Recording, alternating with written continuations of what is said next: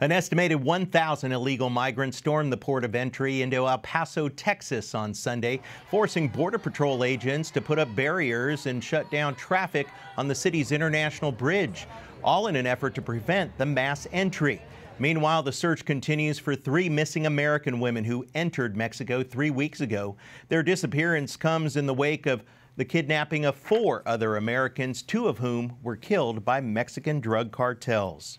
And joining us tonight to weigh in on those headlines is Rodney Scott, former chief of the U.S. Border Patrol and distinguished senior fellow for the border security at the Texas Public Policy Foundation. Rodney, great to have you back, and want to talk to you a little bit about this current situation at the border as well as business of the cartels. What do you make of these headlines?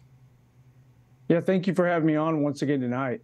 The mixed messages that go out and the open border policies, that basically the catch and release of the southwest border, just continues to give the cartels an endless flow of human beings to use it as they will.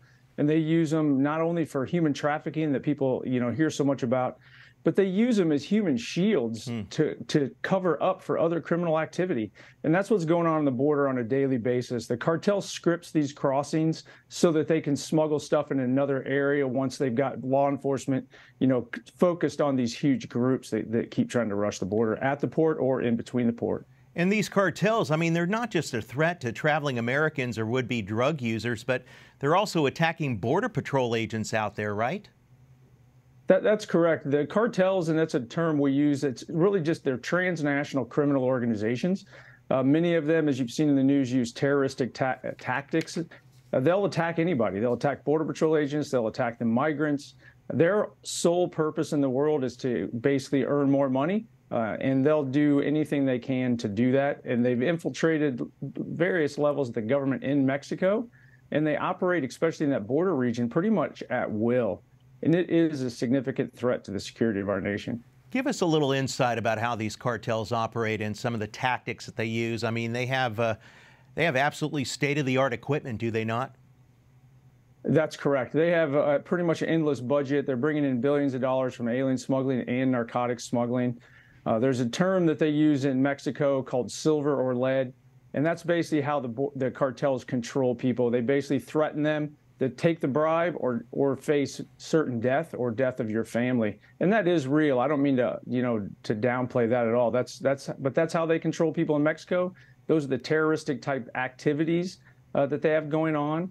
But please don't think, if you're watching this tonight, that this is a border issue, because their intent is to bring either the criminal aliens, the terrorists, or more commonly, the narcotics to your town. Every town, city, and state across this nation, we're seeing fentanyl problems. We're seeing deaths that are staggering. And that is all crossing that southwest border. The cartels are making billions of dollars, and they're using this mass migration crisis that this administration has created by reinstating catch and release.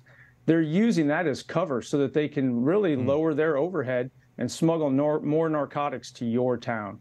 And when we think of the southern border, we often think of migrants sneaking across, not storming across like we've seen lately. Are you surprised by this? No, I'm really not. Unfortunately, we warned this administration. I did this job for about 30 years.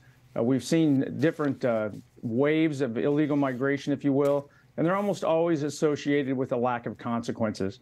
As soon as this administration removed a consequence for illegal entry and they reinstated catch and release, that encouraged a lot of people to come to the border. And then this new CBP One app, to really use it, you have to be near the border. So that brings these large populations right to our southwest border and puts them right in the hands of the cartel. And the cartel is going to charge them to cross, or the cartel is going to use them, as I mentioned, as a distraction to bring in other illegal activity, narcotics or whatever. This has been going on for a long time. It's totally predictable.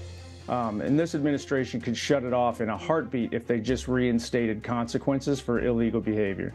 Rodney Scott, great insight as always. It's always a pleasure to have you on with us. Thank you. Thank you. You guys have a good evening.